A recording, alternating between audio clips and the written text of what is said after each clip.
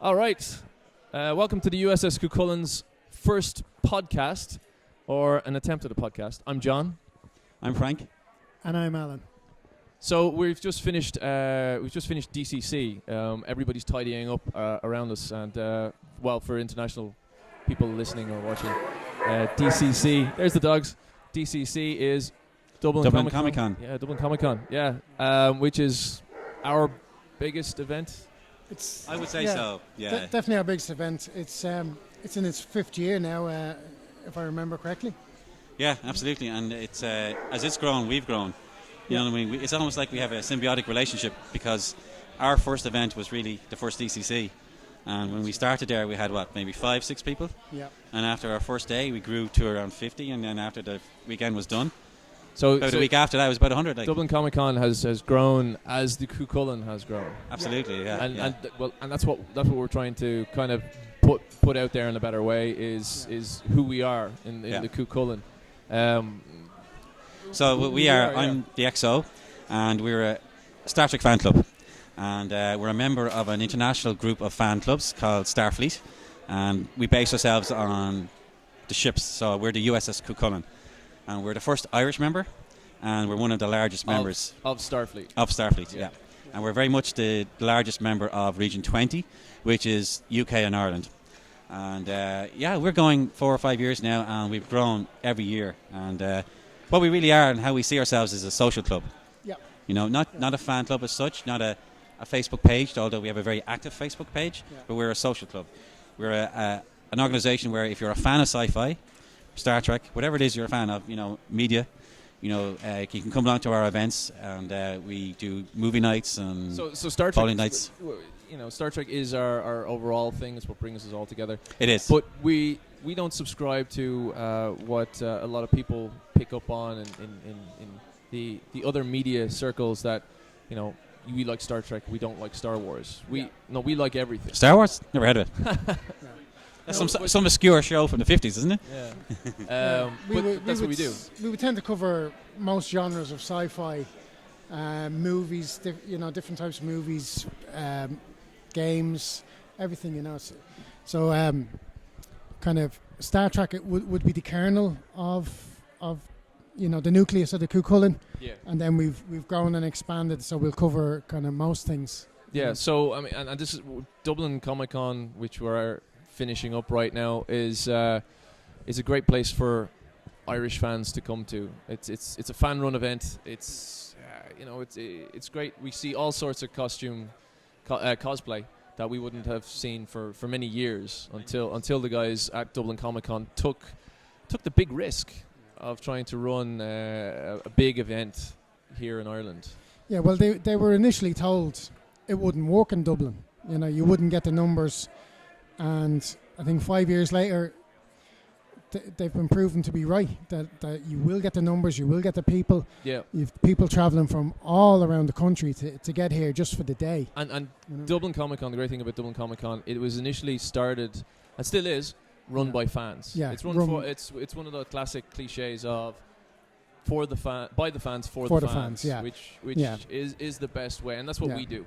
Yeah, it's not primarily about making money or it's not corporate. hawking merchandise and stuff like that. Well, they do that downstairs. They we do have the it, dealers. It's an important part of it. But it's not kind of the reason the thing exists. Yeah. It's for the fans. It's for the fans, and that's what we're all about. Yeah. So I mean, we've had unlike the classic events that we would have started with. Like, I mean, I started 25 years ago. With the Dublin event Time Warp 1 with George Takei. Yeah, I was at that. Yeah, it was and that I was 12 when I was at that, and of course I never had been to anything before. I'm not saying what I was at that. Before that there was still video days and stuff, like the days of VHS, and for us, the history of these type of things, like to think about where we've come. When we first started doing what we do, we had to pirating was very different. We had to get videotapes sent from the States with the latest episodes from friends over there, and then someone would have to have an NTSC capable player, yeah. VHS player, VCR. So, and that's what we would have to do. And I remember, 20 years ago for us getting together when I first met you, Frank. We used to have a little basement room in the Clifton Court Hotel in Dublin. And Jared Keating used to run the Shaka-Ree Club. The Shaka-Ree Club, yeah. He'd bring in the latest episodes of Star Trek and Babylon 5 and or a new show. Because you got to remember, going back that time, it wasn't instantaneous. Like, we were waiting months before we'd get the latest episodes. It could even be a year later where we would get the next season. So, it was a great thing for us to be able to bring those tapes over, have an event, and show some episodes. And it became... And the social aspect grew from there, but it was the chance to actually see these episodes not long after they aired. Like the economy that the studios would use to transfer episodes across television channels. Like way back in the day, Babylon 5 was on Channel 4. I remember in an episode they referenced that. Yeah. I think Communications used to come in on Channel 4. And that was basically a nod to the fact that Channel 4 had bought the show in the UK. Yeah. And we would be able to see it from there. But they would get it, like the Americans would delay our ability to see it for up to a year before it would arrive on, like on the Irish television station, it was RTE for us, British stations of Channel 4 and the BBC. I mean, they would have the shows, but they'd be late. Yeah.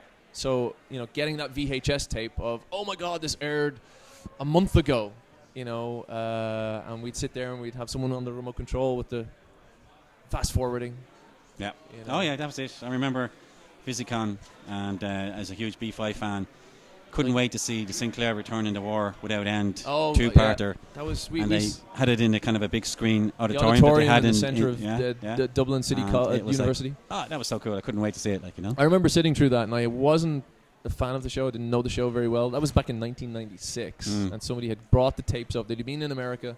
They brought the tapes with them, and I think we sequestered the room, the main auditorium. We had a big projector screen at a Star Trek convention. Yeah.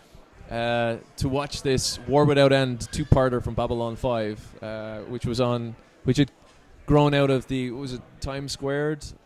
Babylon Squared from season 1, where Babylon 4 comes in. So that was pretty exciting back in the 90s for us, you know. So I mean, we've grown with so many things, and then in the late 90s, myself and Frank, we started our DMZ events.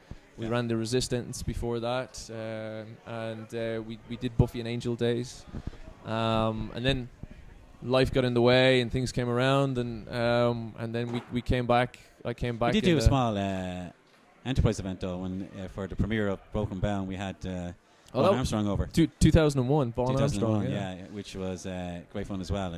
He came over, played his mandolin, and for 36 hours. Yeah, he literally had a whirlwind tour of Dublin. Got in touch with him. He came over. Very gracious man. Met him. We met him last year. We did in Southampton. Yeah. After 15 years, and he still remembered us. He remembered that event. Even though he'd only been in the country for less than 2 days. It's very difficult for us. This is the thing. Like the Dublin Comic Con, for us as a small country here in the Atlantic, because even though we're talking to the people who are here in Ireland, our thing is we're a small country in the Atlantic to talk to the people out in the world. Yeah, it's very difficult. It's very expensive for us to have actors of it is, and I think level. It's grown from there. So, for us when we started off, it was about we weren't even thinking about bringing actors over. It was just about having an organisation where fans could get together and have some fun, have some social time, get to know each other. And then when DCC came about, it changed the landscape on that. So now there was an organisation over there that could bring actors over. Yeah. That you can get to meet. It's not the old style convention where you're talking about. It's the weekend at a hotel thing. Yeah, it's the Comic-Con style event. Yeah. But with the guys, as you say, that run DCC, they started from a base of fans, and they still run it from that point of view. And I mean, they it have runs a fantastic display of their own collectibles downstairs. Absolutely, yeah. And they do a great job, and every year it's grown, and since they moved here to the convention centre, Dublin's Central It's Convention Centre. gone to another level. Like, Yeah, it's I don't know. It's a fraction, a tiny fraction of the size of say what we'd hear about in San Diego Comic Con Yeah. or our favorite Dragon Con in Atlanta. But it's Ireland's taste of that. It's what we can do to get close to that. And a big thing for us this weekend was, of course, one of the guests here was Marina Sirtis. Marina Sirtis. For a Star Trek club, that was pretty impressive. We've got a couple of minutes left. I mean, do you want to talk She's about? been great. I'm going to hand you over to Alan for that one because he has a great story to tell about Marina. Oh yeah. Yeah, well, she was good fun. Now she was very personable. Yeah, you know, yeah. very very approachable, and some of us brought our babies with us this week. So you little Annalie. Little Annalie and little Layla, Yeah. and In their Starfleet uniforms. in their Starfleet uniforms, and they mobbed Marina, and she came out from behind her table and was playing with- Peekaboo. with the babies and stuff like that. It's just, you wouldn't get that with most kind of stars. Well, And then she told a story. She was saying about how attractive the two babies were, and she told a story about how when she was a baby she was not very attractive, Aw. and she was so unattractive that her father wouldn't visit her. Oh God. Apparently, Jesus, But these look what stories happened the there. stars tell you when you have a baby Yeah. in your hand. That's Yeah. that's babies pretty are a cool. great way to open the door. Yeah. No, I met Marina myself a couple of years ago, and she was very gracious, and I was getting autographs, and I could only afford to get, one. I had 4 cards signed. I could only afford to get 2 signed, and she actually went through them and said, "What if didn't like her look from, I think it was the Future Imperfect episode, because she looked old." So she said, "Oh, it's a pity you have that." And I went, "Oh, I have these other 2." And she goes, "Oh, give me a look." And it was the one, can't remember the episode right now, where she's a Romulan. Oh yeah. And she Face said, of the enemy. Face of the Enemy, yes, thank you. And she'd said to me at the time that was her favorite episode, because Troy got something exciting to do, and she got Yeah, prosthetics yeah. and stuff like that. So she signed that, and then she just went, "Oh, okay, I'll sign them all." So I got my 4 cards signed too. So Awesome. it was, which was wonderful for Yeah. for And her to it's do. an indication of the type of actor she would be, like, you know what I mean, as a guest to these events, like, you know what I mean, that she does Yeah. think about the fans. It's And Gates was here last year as well. Gates was here, yeah. And she was the same. She'd have a little chat with everybody. Yeah. Because what we'd have been used to over the last 20 years was the hotel event, which is akin to Dragon Con in Atlanta for the Americans. But in the UK, we went for years. We were going to the ones in the hotels over the weekend. So you get in on Friday and you're there till Monday morning, when you're dragging yourself back on the bus to go home with post-con depression. PCD. Yeah, PCD. And but the Dublin Comic Con is on the style of the American convention that we'd always hear about. Yeah. And personally, I prefer the old-fashioned way of doing it. But that way doesn't work so much here anymore. The No. cost is too much. You only get 1 actor. The business model for this can run nowadays, and at least it gives us an outlet. And we have ability to have floor space to do our things like this. Yeah. So This is our special build, courtesy of yourself and Stephen, to run Artemis on the console of the original Starship, the USS Enterprise, the original Helm, and so modified slightly to run the Artemis simulator. Yeah. It's been going all weekend. Non-stop. 6 hours myself and Steve were here yesterday. We start putting out tickets because Yeah, there were so many tickets. people coming up and queuing. It was great. But it ran terrific, like, and it just was non-stop. We'll depending on the success of how this little hour test at Dublin Comic Con, the US Cuchulainn at Comic Con, we have plenty of footage and little podcasts and little specials, so we'll talk about this build a bit more in our next one. Yeah. But everyone's packing up around us. The place is nearly stripped within the few minutes. It's we've an been indication talking. for us. Yeah, We're getting out of that. Very good. You're running on. So, this has been the USS Cuchulainn at Dublin Comic Con. I've been John. I've been Frank. And I've been Alan. Live long and prosper. Take care, guys.